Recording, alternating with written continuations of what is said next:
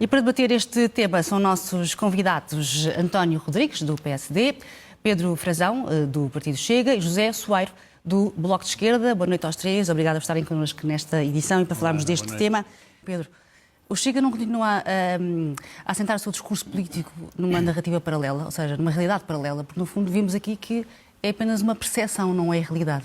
Não há problemas com os imigrantes. Olá, Ana Freitas, boa noite aos meus colegas de painel e a todos os que nos seguem. Bem, o Chega assenta as suas políticas naquilo que acontece no terreno.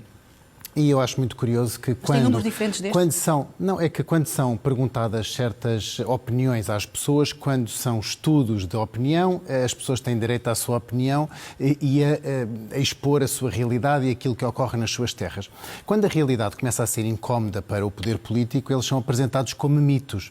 Eu quero recordar aqui que este estudo foi feito com inquérito às pessoas e, portanto, as pessoas vivem nas suas cidades, vivem nas suas vilas e falam daquilo que sabem. Quando aqui o António fala sobre a não ligação entre a criminalidade e a imigração, bem, é que o RASI não indica quais é que são as nacionalidades dos criminosos.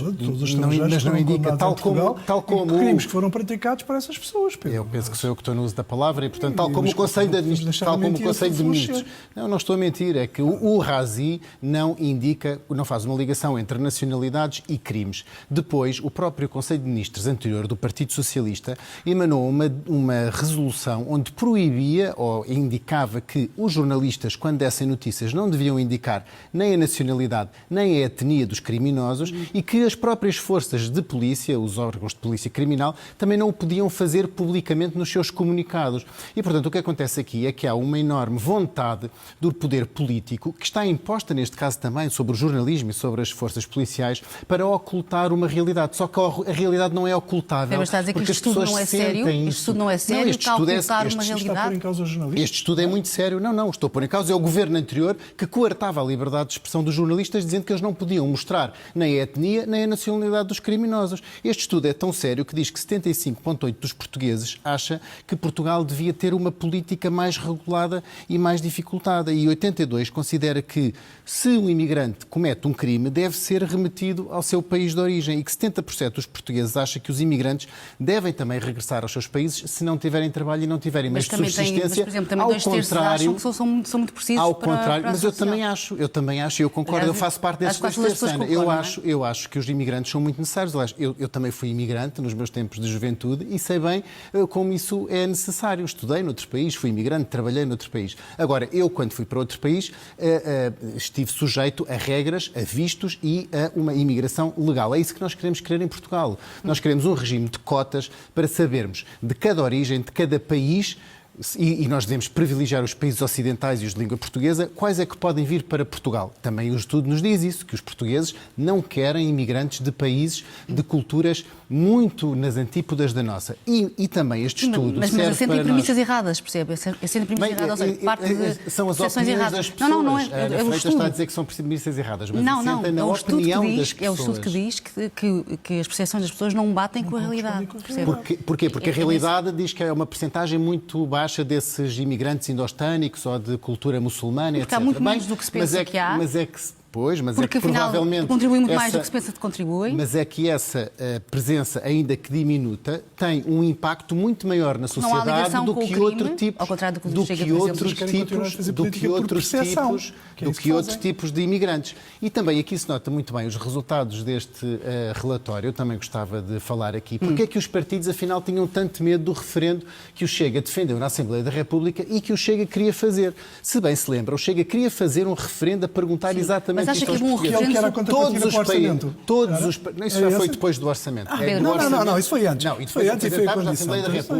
Apresentámos à Assembleia da República essa pretensão de referendo, já foi numa discussão diversa do Orçamento de Estado, e o que aconteceu foi que todos os partidos se uniram contra o Chega, aliás, até tentaram boicotar o debate, porque nesse debate ninguém se estava a inscrever para tomar da palavra, até que o CDS resolveu, o deputado João Pinho de Almeida resolveu furar o boicote e inscrever-se, e a partir daí todos os deputados também também se inscreveram, mas estavam a fazer um autêntico boicote parlamentar à discussão do nosso referendo. E o que é que o nosso referendo queria perguntar? O nosso referendo queria perguntar se, de facto, as pessoas concordavam ou não concordavam que Portugal tinha uma política de imigração aberta demais e que devia ser controlada através de um sistema de cotas. Acha que é bom fazer referendos sobre percepções? Ou seja, sobre quando as pessoas têm um problema de percepção ou não estão bem informadas?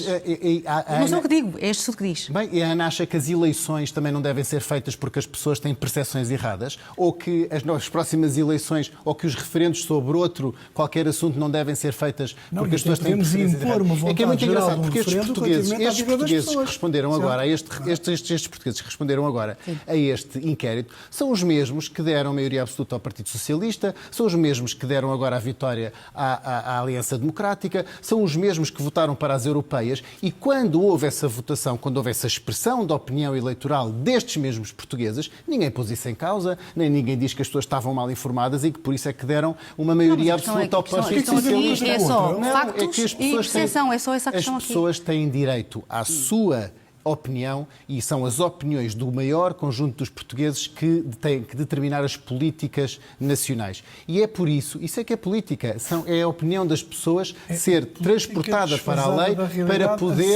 para nós podermos fazer opinião aquilo... e factos são factos. Mas já volto a seguir, Pedro, está bem? Já volto a seguir. Deixa-me só falar... Porque há mais uma questão aqui neste estudo que é dizer precisamente que o discurso dos partidos populistas, é assim que o estudo fala, está a contribuir para esta percepção, para aumentar estas percepções erradas. Sim, Ana, eu aceito perfeitamente que chame ou chega a direita populista ou até a direita radical. O que eu não posso...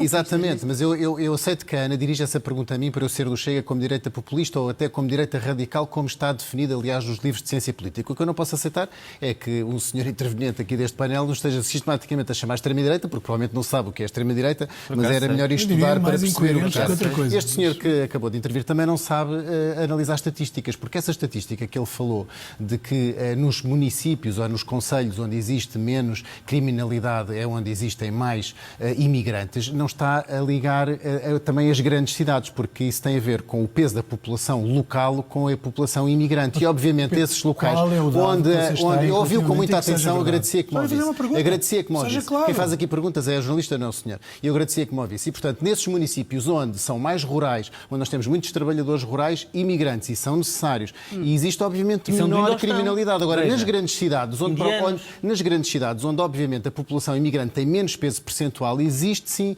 muita criminalidade. Está noticiado que o PCC, o primeiro comando da capital, uma máfia perigosíssima brasileira, já tem cerca de 1000...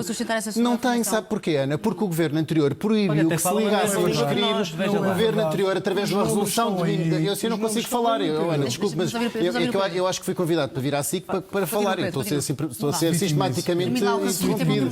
E, portanto, existe já em Portugal identificados cerca de 1000 elementos do PCC, do primeiro comando da capital, que é só uma das máfias mais perigosas da América do Sul, e o governo anterior proibiu que as forças de segurança e os jornalistas pudessem ligar os crimes às nacionalidades. E, portanto, obviamente que não temos, porque o Razi...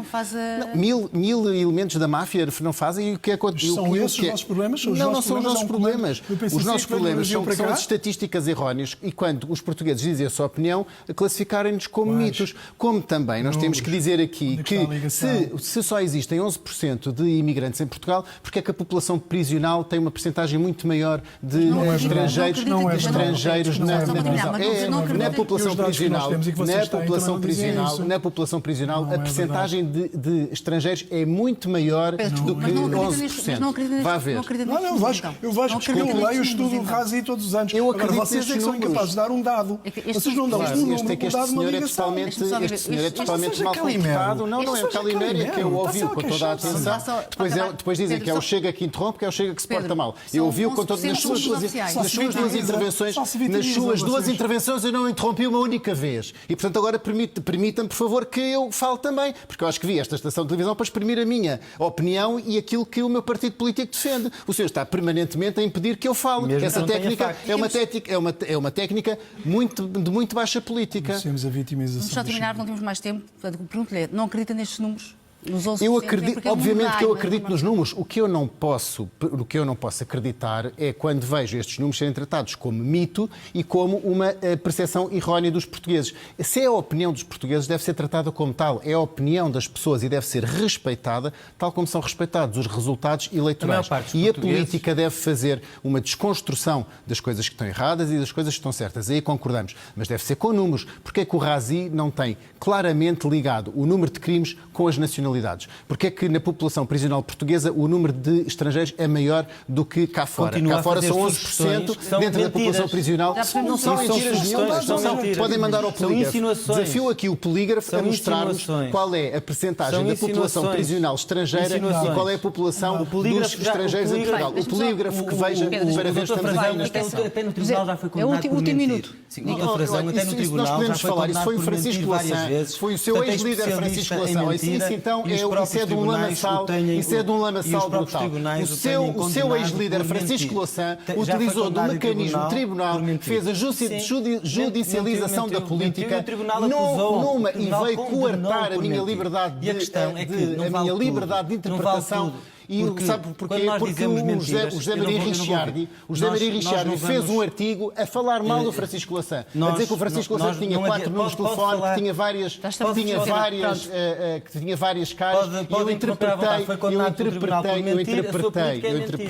É exatamente. É judicializar a política. Não dá mais, chegamos ao fim. Vão para os tribunais que os portugueses, depois novos 5 deputados a vocês e 50 deputados a nós, podem ir para os tribunais à vontade. Não temos mais tempo. Obrigada por terem estado os três neste debate. Muito obrigada. Boa noite.